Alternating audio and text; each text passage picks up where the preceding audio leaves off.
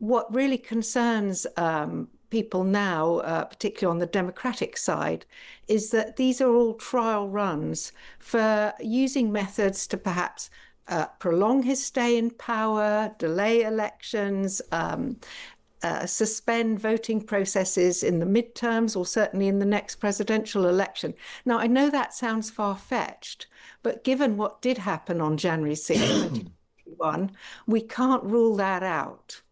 The state of California, the governor, Gavin Newsom, is looking to sue President Trump, having sent in the president, the National Guard, against the wishes of the governor, whose duty it generally is. LA streets had taken to the streets to protest against hundreds of immigration raids.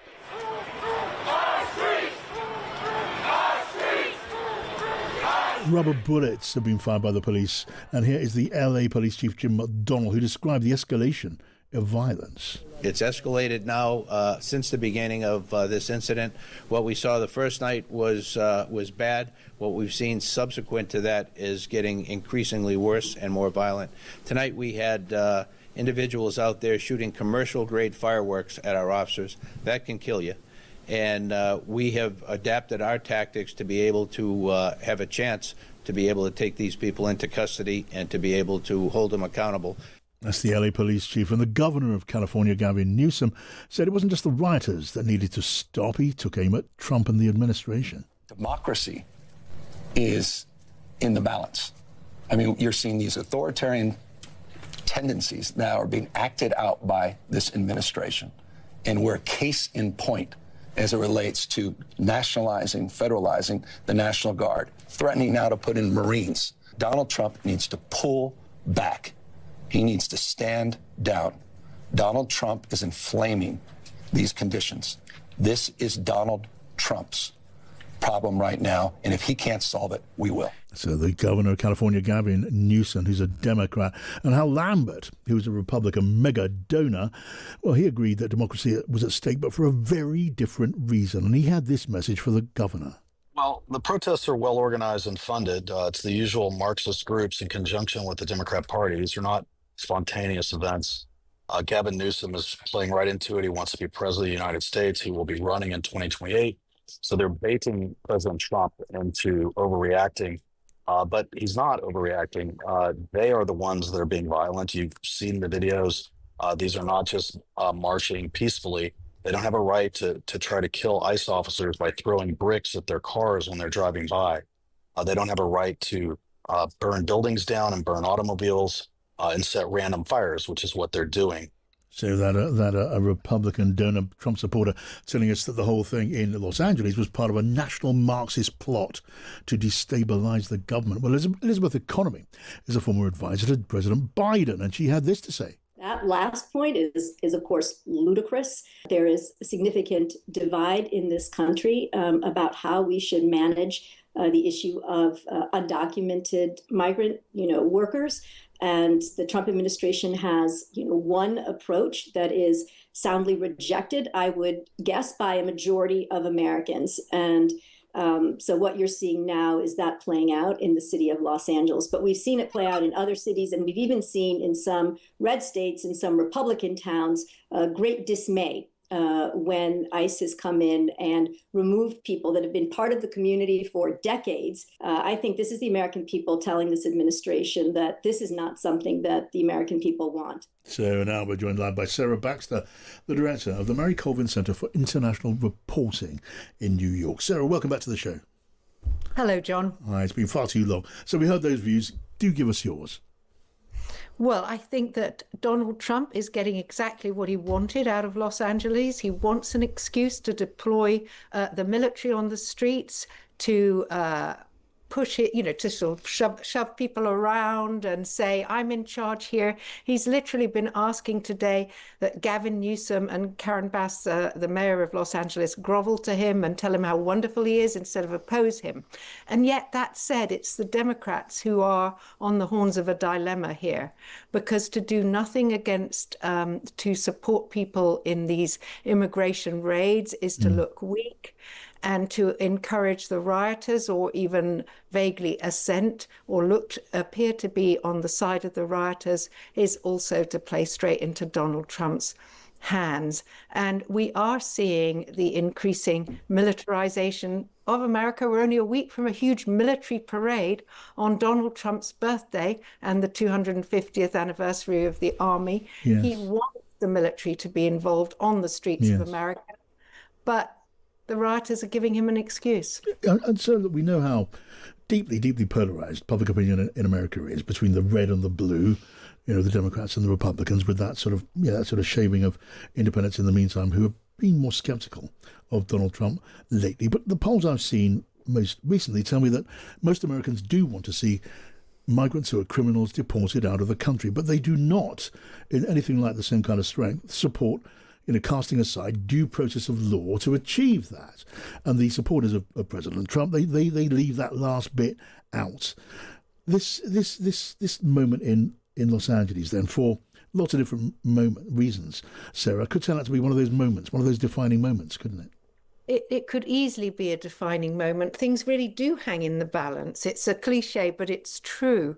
And of course, we've seen people deported who are illegal immigrants, but we've seen a lot of people deported who aren't criminals or the worst of the worst. And people are not unsympathetic to their plight. I mean, it seems horrible, for example, if you've applied for asylum in this country, that you turn up for your immigration hearing, having done everything by the rules, and suddenly find yourself handcuffed.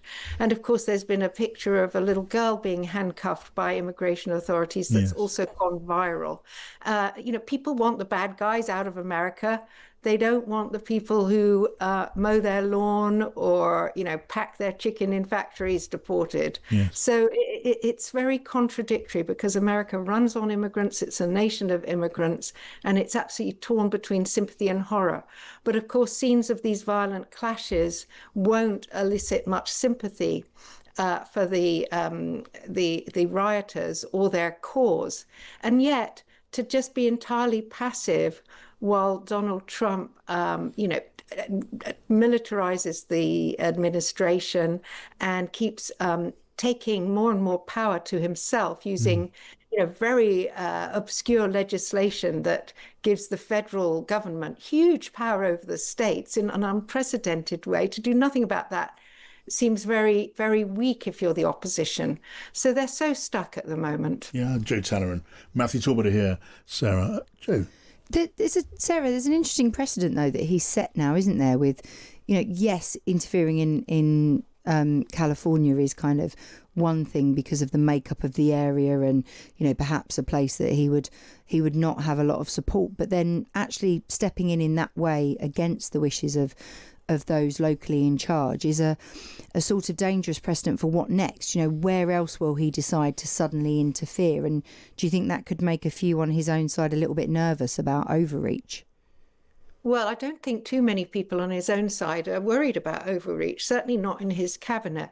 But some of this militarization of the government and increasing federal power does hark back, I believe, to his attempt to stay in power in 2021 and the January 6th riot, because Donald Trump then was very minded to bring on the Insurrection Act, suspend some of the disputed elections. And what really concerns people now, particularly on the Democratic side, is that these are all trial runs for using methods to perhaps prolong his stay in power, delay elections, suspend voting processes in the midterms, or certainly in the next presidential election. Now, I know that sounds far-fetched, but given what did happen on January 6, 2021, we can't rule that out. Matthew. Yeah, I think following on from that, the Constitution doesn't really have a clause for what should happen in a state of emergency, because it relies on the belief that the president is going to act in America's interests rather than against America's interests. And if this is a trial run for potentially the midterms next year or something like that, it's very dangerous indeed. I was wondering what you think about where this puts the Democrats, because it seems to me this is totally a trap for them to fall into. Because it appears you're either on the side of the government trying to get rid of the bad guys, or you're sticking up for illegal immigrants. And what does it say about we've seen California's Democrats come out against it, Newsom and Bass and others. But from senior Democrat leadership, we have not seen anybody come out and say anything, actually. I think so worried of their own shadow what to do. And what is it, sort of a staggering lack of sort of self-confidence, really, in what the Democrats see themselves as there to do, essentially, and what they represent? Well, yes, I think they are very torn. Gavin Newsom is going to run for president, and he will see this as a make or break situation for his reputation. He actually would love to be arrested. He's like, bring it on. Donald Trump has said that if he was his border czar, he would definitely arrest Gavin Newsom. I think Newsom would love that sort of mano a mano combat and look like a tough guy. But at the same time, he can't afford to look too conciliatory with the rioters. I mean, what he said is Donald Trump's using it. He's manufacturing the crisis. He's gone over the top. And there is some evidence of that the protests were manageable, but have now become a much more national sort of demonstration of power of the left, where people are now spoiling for a fight. And that's a very dangerous for Gavin Newsom, but if he can ride it out well, that will strengthen his claim to be a worthy opponent of Donald Trump. So he has to play things very, very carefully now. There was a very Trumpian moment a bit earlier on, just when he arrived up, the last hour at the White House, and asked about this, and the president said, and this is a very close paraphrase, I like Gavin Newsom, but he's completely incompetent, and I think he should be arrested. I mean, only Donald Trump could say a thing like that.